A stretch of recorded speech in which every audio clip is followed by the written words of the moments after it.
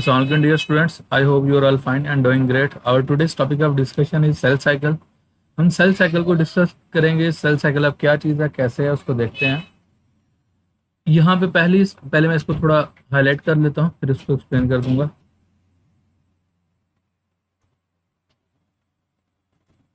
पहली लाइन में डेफिनेशन दी गई है सेल साइकिल की. The cell follows a regular series of events called cell cycle during its life. कहता है सेल जो अपनी लाइफ के दौरान ना उसके अंदर स्पेसिफिक इवेंट्स हो रहे होते हैं और रेगुलर सीरीज में हो रहे होते हैं, रेगुलर इंटरवल के साथ चल रहे होते हैं, उसे हम सेल साइकिल कह देते हैं. This series include stages of growth, preparation and cell division. इसमें 2 से 3 चीज़ें हैं. ग्रोथ है उसकी, प्रेपरेशन है और सेल डिवीजन है. ग्रोथ किसकी? सेल की ग्रोथ. प्रेपरेशन किसकी? सेल अपने आप को प्रिपेयर करता है किसके लिए? डिवीजन के लिए. एंड सेल डिवीजन, फाइनली क्या है? Cell division. The process of cell division may happen in 2 ways. 2 तरीकों से सेल डिवीजन होती है. अब एक बात याद रखिएगा, यहाँ पे इसने क्लियरिफाई नहीं किया. बेसिकली जो डिवीजन की बात कर रहा है ना कि सेल के अंदर 2 टाइप की डिवीजन होती है, mitosis and meiosis. He is talking about the eukaryotic cell. Prokaryotic cell की बात नहीं कर रहा, ये यूकैरियोटिक सेल की बात है. क्लियर? पहला वो कहता है mitosis. Cells make identical copies of themselves और मियोसिस. कहता है हम माइटोसिस में क्या होता है, या माइटोसिस में हमारे अंदर क्या होता है, जो सेल्स बनते हैं वो आइडेंटिकल कॉपीज होते हैं. जैसे पेरेंट सेल होते हैं वैसे डॉटर सेल्स बन जाते हैं, एग्जैक्ट सेम आइडेंटिकल कॉपीज होती हैं. Well meiosis cells produce special cells with half the genetic material needed for reproduction. अच्छा, यहाँ पे 2 बातें की गई हैं. मैं पहले क्लैरिफाई कर दूं आपको. जब हम माइटोसिस की बात करते हैं ना, हम कहते हैं माइटोसिस में जितना क्रोमोसोम का नंबर पेरेंट सेल में होता है उतना ही डॉटर सेल्स में होता है. फर्ज कर लें पेरेंट सेल में नंबर है क्रोमोसोम का 46, तो डॉटर सेल में भी 46 ही होगा. लेकिन जब आप मियासिस की बात करोगे, एक तो क्रोमोसोम का नंबर हाफ हो जाएगा. फर्ज कर ले पेरेंट सेल में क्रोमोसोम का नंबर 46 है, तो डॉटर सेल में 23 हो जाएगा. क्लियर? तो कहते हैं ये वाले सेल तब प्रोड्यूस होते हैं रिप्रोडक्शन के प्रोसेस के लिए. क्लियर? अब देखते हैं माइटोसिस कब होती है और मियासिस कब होती है. Mitosis is essential for growth and repair in the body. कहते हैं हमारे बॉडी के अंदर ग्रोथ के लिए और रिपेयर के लिए जितने भी सेल्स बनते हैं, those are formed as a result of mitosis. While meiosis is vital for creating reproductive cells like eggs and sperms. हाँ, कहता है जो रिप्रोडक्टिव सेल्स है ना, एग्स और स्पर्म, वो क्या उसे कहते हैं मियोसिस के थ्रू बनते हैं. Together these process keep living organism growing. अच्छा, एक बात याद रखिए, किसी भी लिविंग ऑर्गेनिज्म को अपना सर्वाइवल के लिए, अपने आप को कंटिन्यू करने के लिए इन दोनों टाइप्स की जरूरत होती है. माइटोसिस की भी चाहिए होती है और मियोसिस की. देखें, ग्रोथ और रिपेयर के बगैर भी आप सर्वाइव नहीं कर सकते और रिप्रोडक्शन के बगैर भी आप सर्वाइव नहीं कर सकते. तो आइडियली इन दोनों की रिक्वायरमेंट है. Together these process keep living organism growing, healing and passing on traits to next generation. ये जो बात की गई है ना, passing on trait to next generation, ये रिप्रोडक्शन की बात की गई है. In this chapter, we will explore the events of the cell cycle and cell division, mitosis and meiosis. Clear? ये मैंने आपको जस्टिफाई कर दिया. नेक्स्ट पोर्शन देखते हैं हम. Cell cycle.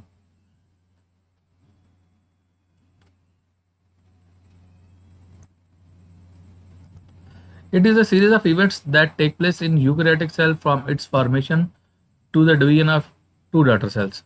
होता क्या है? कहता है कोई एक यूकैरियोटिक सेल है, उसके बनने खुद जब वो उसके फॉर्मेशन है उससे लेकर नेक्स्ट डिवीजन तक जो उसका जितने भी सीरीज ऑफ इवेंट्स होंगे, those will come under the title of cell cycle. वो सेल साइकिल में आ जाएंगे. Clear? The cell cycle can be divided into 2 main phases. One is the interphase and other is the mitosis phase. Clear?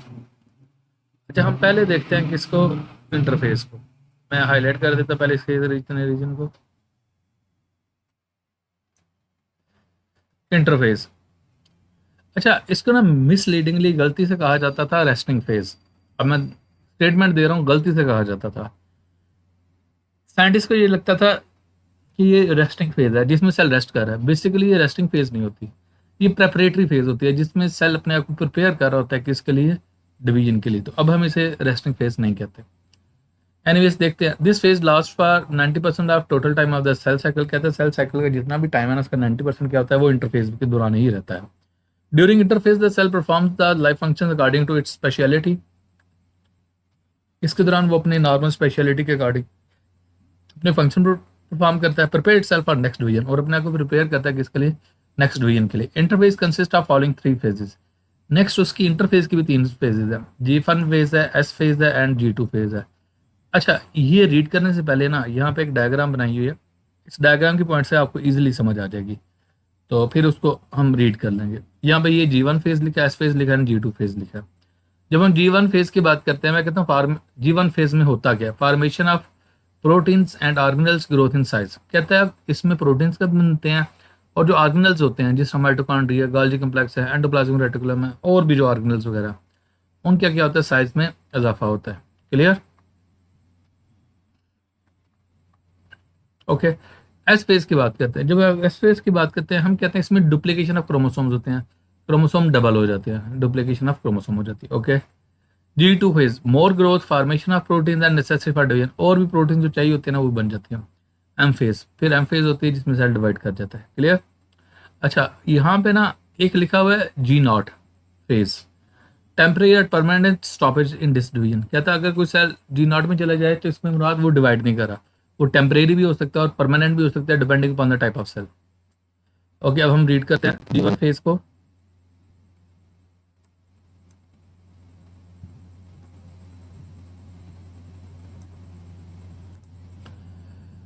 G1 phase, first gap phase starts from the end of mitosis phase. It is also called as a growth phase. During this phase, cell makes proteins and organelles and so grows in size. सारी बात है, जब proteins बन रही हैं तो और organelles क्या करेंगे, साइज में क्या करेंगे, ग्रो करेंगे। Cells also make enzyme that are required in the S phase. हाँ, अब एस फेज के लिए जो जो एंजाइम रिक्वायर्ड होंगे ना वो भी G1 फेज के दौरान बन जाएंगे। Next, S phase and G2 phase. S phase, during this phase the DNA of each chromosome is replicated. उसकी रेप्लिकेशन हो जाएगी, डुप्लीकेशन हो जाएगी। आप रेप्लिकेशन भी कह सकते हैं, आप डुप्लीकेशन भी कह सकते हैं। It results in duplication of chromosome. Each chromosome consist of 2 sister chromatids. ये 2 सिस्टर क्रोमेटिड है। क्लियर? एक ये सिस्टर क्रोमेटिड है, दूसरा ये सिस्टर क्रोमेटिड है। The total number of chromosome in cell size remain same, लेकिन ओवरऑल क्रोमोसोम का नंबर क्या होता है, सेम रहता है। Anyways, G2 phase, second gap phase. In this phase, the cell continues to grow and produces protein necessary for cell division. क्या होता है, वो सेल ग्रो करता है और प्रोटीन्स बनती जाती हैं। The cell checks for any DNA damage that may have occurred during replication, makes necessary repairs. कहते हैं हाँ, अगर एप्लीकेशन के दौरान अगर डीएनए डैमेज हुआ है या कोई प्रॉब्लम बनी है या कोई मिस्टेक हुई है उसकी एप्लीकेशन के दौरान, तो उसको क्या उसे कहते हैं, वो रिपेयर अप कर लेता है यहाँ पे। It also begins to recognize its contents in preparation for mitosis, और माइटोसिस के लिए अपने आप को रेडी कर लेता है। ये डायग्राम मैं जस्टिफाई कर चुका हूँ यहाँ पे।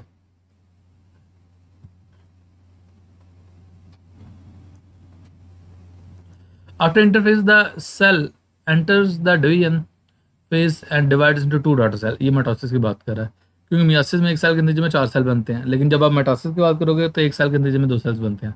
The events of cell cycle are controlled by special genes. Specific genes होते हैं जो उसको कंट्रोल कर रहे होते हैं। क्लियर? यहाँ पे क्या हो सकते हैं, वो दिया हुआ एक्स्ट्रा रीडिंग इन्फॉर्मेशन है, उसको रीड कर लेते हैं। G0 फेज की बात करते हैं हम। Many cells stop dividing and start performing their specific function. This phase is called as G0 phase. बहुत सेल्स होते हैं वो डिवाइड करना छोड़ देते हैं और अपने स्पेसिफिक फंक्शन परफॉर्म करना शुरू होते हैं, G0 फेज में चले जाते हैं।